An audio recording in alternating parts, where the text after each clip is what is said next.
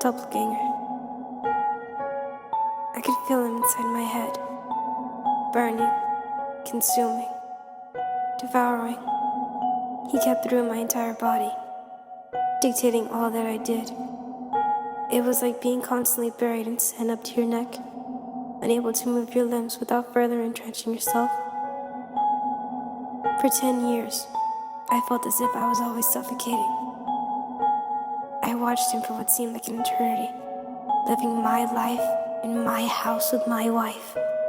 And each day I thought to myself that I had to get rid of this imposter, this doppelganger that seized me from within and kept me from myself. I had to be rid of the being that had snatched my very existence from my grasp. I tried reasoning with him more than once. I begged, I cried, I pleaded, I implored him to release me, but to not avail.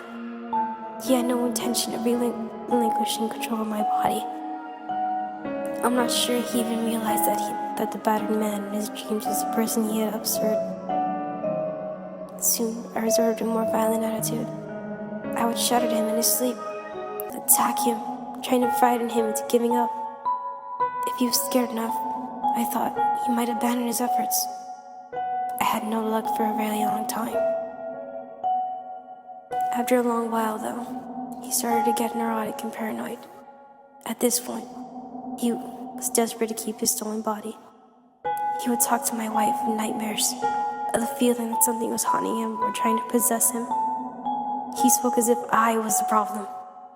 It didn't take me long to figure out that he was misdirecting her, that he was using my voice to speak lies. I persisted in my tactics, trying to scare him. It worked by inches. Every time I saw him in the mirror, he looked more exhausted and less well kept. The constant nightmares were taking a physical toll.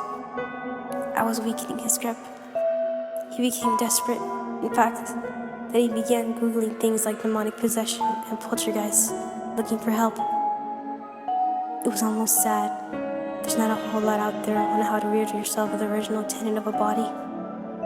Of course, he didn't find anything. But I did. I saw the things he read, and I began to get ideas. Slowly, as I pushed against him, I felt him beginning to slip. I started to grow disorganized, paranoid. He quit my job and locked himself in my computer room, perching before a computer monitor as he searched desperately for help. He ruined my life before I could get it back, spending months in that office with the blinds drawn. I think he was trying to discourage me, trying to convince me that the effort wasn't worth it. I had no more job, no more wife, no more money. But I didn't give up. I had spent too long trying. I was gaining ground by miles now.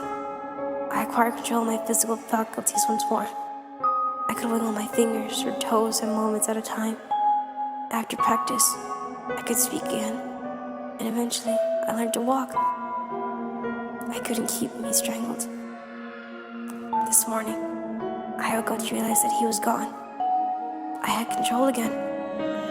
I leapt to my feet and ran around the house in disbelief, tearing open the blinds and tossing things in the air, revealing the sense of pure ecstasy. I ran a hot shower, enjoying the feeling of the water on my back. When I emerged, I took a moment to breathe the soap-scented air, amazed that I was finally free. Still grinning, I wiped down the foggy mirror with the towels I could shave, but stopped dead on the moment the glass was clear. Please, my mouth was saying over and over, I just want my body back.